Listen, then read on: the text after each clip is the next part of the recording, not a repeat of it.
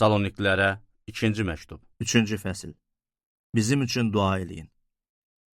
Nəhayət, qardaşlar, bizim üçün dua eləyin ki, Rəbbin kəlamı aranızda olduğu kimi sürətlə yayılıb izzət qazansın.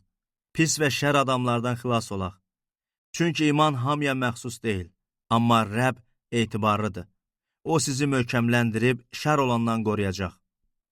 Biz də Rəbbə güvənərək sizdən arxayınıq ki, verdiyimiz əmrlərə əməl eləyirsiniz və eləyəcəksiniz. Qoy Rəbb ürəklərinizi Allahın məhəbbətinə və Məsihin dözümünə yönəltsin. Dolanışığınızı zəhmətinizlə qurun. Ey qardaşlar, Rəbbimiz İsa Məsihin adı ilə sizə əmr veririk ki, bizdən qəbul elədiyi təlimə görə yaşamayan, avara həyat sürən hər bir bacı qardaşdan uzaqlaşın. Bizlərdən necə nümunə götürmək lazım olduğunu özünüz də bilirsiniz. Çünki yanınızda olarkən avara dolanmadıq. Heç kimin çörəyini müftə yemədik. Əksinə, gecə-gündüz əmək və zəhmət çəkərək işlədik ki, heç birinizə yük olmayaq. Bunu ixtiyarımız çatmadığına görə deyil, sizə nümunəvi yol göstərərək bu yolla getməyiniz üçün elədik.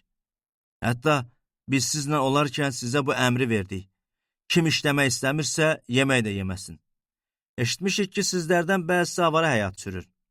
Heç bir iş görmədikləri halda hər şeyə qarışırlar.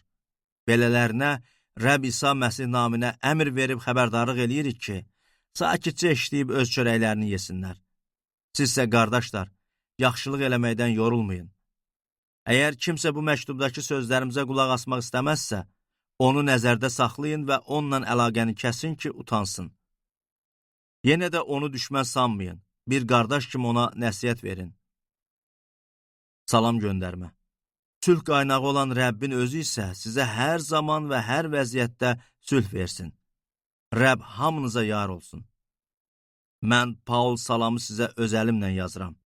Bunu hər məktubumda xüsusi bir işarə kimi yazıram. Rəbbimiz İsa Məsihin lütfü hamınıza yar olsun.